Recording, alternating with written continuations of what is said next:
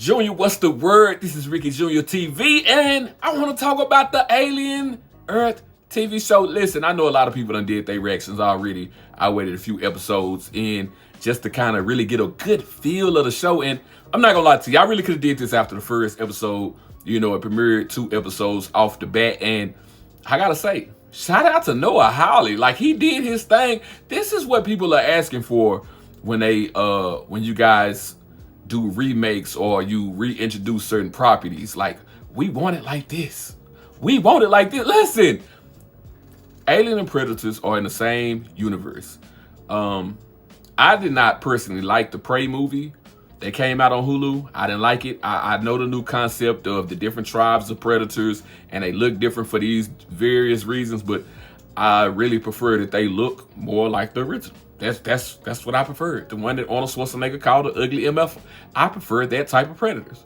But this is about aliens. Because I feel like it's very true to the spirit of what the Alien franchise is. Like, I feel like watching these shows, I may as well be watching a Ridley Scott film, or I may as well be back in the 1980s, you know, watching it for the first time, even though I was a baby when it originally came out. But or I wasn't even born yet.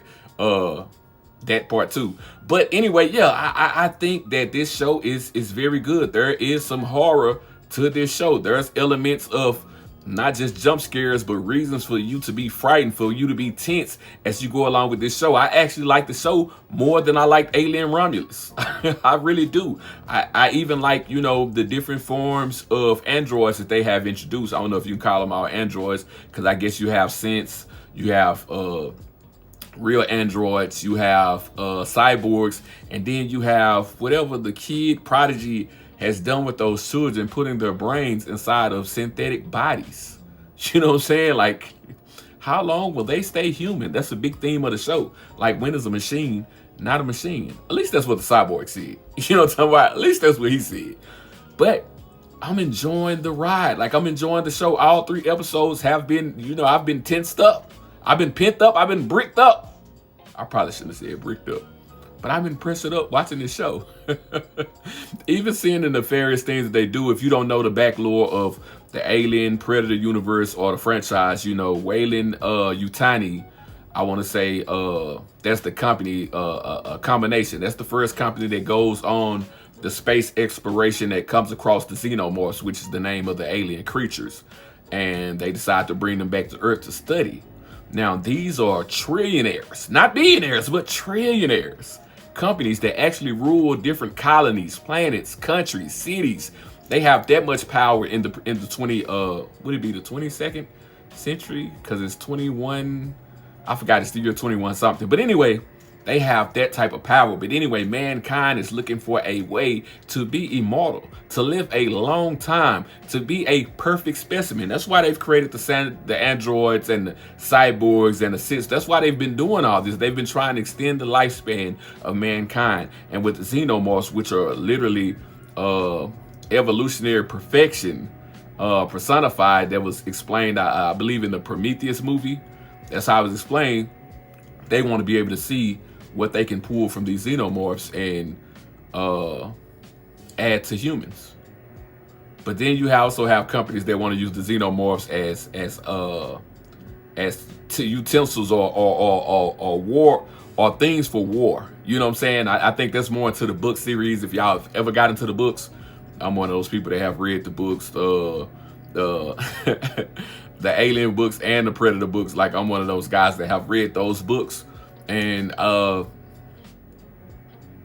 they're decent books. I'm gonna say that they're decent books. I like them because I like the whole world building and the what if this happened, what if that happened thing that goes on with the Yatsha, which is the name of the predators, and the xenomorphs and mankind in the future. You know, when we're not just as easy prey as we are today whenever the xenomorphs or the Yatsha show up on Earth. But anyway, man, I'm digging the show. It's a lot of excitement in the show. Like, you get to follow these androids around who are really just children in androids' bodies, and they still have this innocence, this curiosity about the world. Like, even though they are maybe 10 times stronger and faster than a normal human. When they first come across the xenomorphs, like it's intense fear, like they are freaked out. They don't know that they probably have the strength to kind of beat the brakes off this xenomorph if they have to. If they have to. Which they probably would have to, because if you cut the xenomorph, he bleeds acid. You know what I'm saying? And he probably could bite through the Sith or whatever it is. You know what I'm saying? You know, we've seen the xenomorphs get down on the androids in various alien movies. You know what I'm talking about? But anyway, Prodigy and the Weyland-Yutani Company are basically at war. And the spaceship that crashes on Earth is a Weyland-Yutani ship that went off to find a xenomorph. And I believe it left 65 years ago. So, yeah, there's a lot of things that if you've seen the alien movies, they probably didn't know about as you was watching those movies, because I think this is supposed to be 2 years before the one with really the first alien movie. And when they first came across the creatures or whatever, like they didn't know what they were. But this ship has been traveling for 65 years.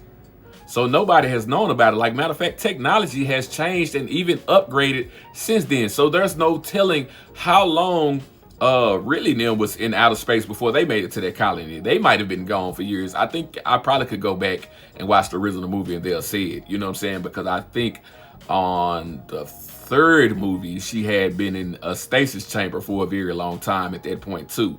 You know, I know the android or the cyborg in this one said basically everybody that he ever knew was dead by now. He ain't care about nothing but the mission. You know what I'm talking about? But I said all that to say that 3 episodes in, man, I'm enjoying this. Hulu, you got your one. You got your one, Hulu. If y'all into sci-fi, spaceships, aliens, creatures, killing things, horrors, anything of that genre, get on top of this. Get in now, because I'm enjoying it. Show me.